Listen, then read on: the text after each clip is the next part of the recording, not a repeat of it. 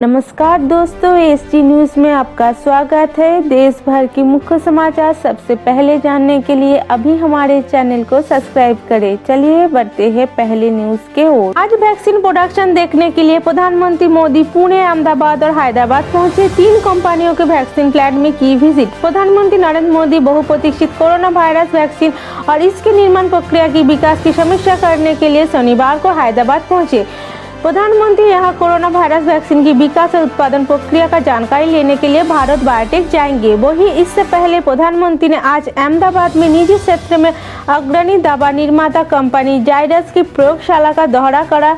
वहां corona virus की टीके की विकास की प्रगति की जानकारी लिया। प्रधानमंत्री ने टीका विकास और बड़े पैमाने में विनिर्माण प्रक्रिया के बारे में महत्वपूर्ण जानकारी हासिल की। उन्होंने विशेष पीपीई किट पहनकर प्रयोगशाला का दौरा किया और पीएम मोदी ने इससे जुड़े टीम को बधाई दी और कहा कि सरकार उनके सहयोग के लिए सक्रिय ढंग से काम कर रही है। चलिए बढ़ते हैं अगली न्यूज़ के ओर।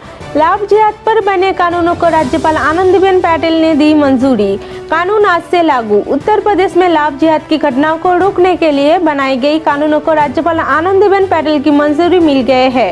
इस संबंध में शासनादेश जारी कर दिया गया है। साथ ही दूसरे धर्म में शादी करने की आवेदन का प्रारूप भी जारी कर दी गई है। उत्तर प्रदेश की जगह सरकार लाभ जिहाद को लेकर सख्त है। उत्तर प्रदेश में धर्मांतरण और लाभ जिहाद के मामले पर लगाम लगाने के लिए सरकार की मंगलवार को हुई कैबिनेट बैठक में यूपी विधि विरुद्ध प्रतिषेध अध्यादेश 2020 को मंजूरी दे दी। अब कोई भी व्यक्ति अपना धर्म और पहचान छुपाकर यदि किसी युवती को अपनी जाल में फंसाएंगे और उससे शादी करेंगे और उसका धर्म परिवर्तन करेंगे तो उसके खिलाफ सख्त कानूनी कार्रवाई की जाएगी।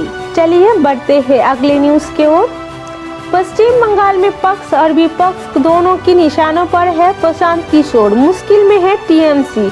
पश्चिम बंगाल में अगले साल प्रस्तावित विधानसभा चुनाव को लेकर राजनीतिक हालचाल तेज हो रहे हैं। ममता बनर्जी के मंत्री शुभेंदु अधिकारी ने मंत्री पद से इस्तीफा देने के बाद बंगाल की राजनीति में तूफान आ गए हैं। अभी तक ममता बनर्जी विरोधी पार्टियों की निशानों पर थी। माना जा रहा है कि शुभेंदु अधिकारी ने ममता बनर्जी के एमपी भतीजे अभिषेक बनर्जी की बढ़ते काज से नाराज थे और उसी नाराज की वजह से ही मंत्री पद से इस्तीफा दिया है।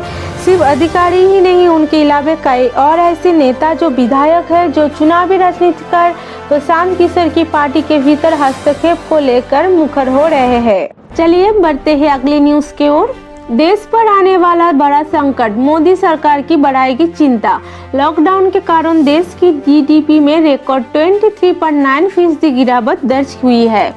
लग रहा है कि टेक्निकल तौर पर देश आर्थिक मंदी में फंस चुके हैं, क्योंकि सितंबर तिमाही में लगातार दूसरी बार जीडीपी में गिरावट आ सकती है। हाल में आरबीआई के एक अधिकारी ने कहा है कि इस तरह लगातार 2 तिमाहियों में सकल घरेलू उत्पाद में गिरावट के साथ देश पहली बार मंदी की चक्रव्यूह में फंस गए हैं। कोविड-19 महामारी और लॉकडाउन के असर से पहली तिमाही में जीडीपी में 23.9% की गिरावट आई है। चलिए बढ़ते हैं अगले न्यूज़ के ओर।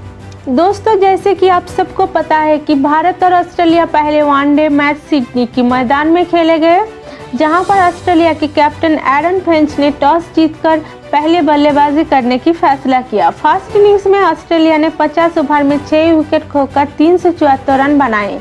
इसी तरह भारत के सामने जीतने के लिए 375 रन के लक्ष्य रखा गया था, जहां पर 50 ओवर में भारतीय टीम 8 विकेट खोकर 308 रन बनाए और फर्स्ट वनडे मैच हार गए।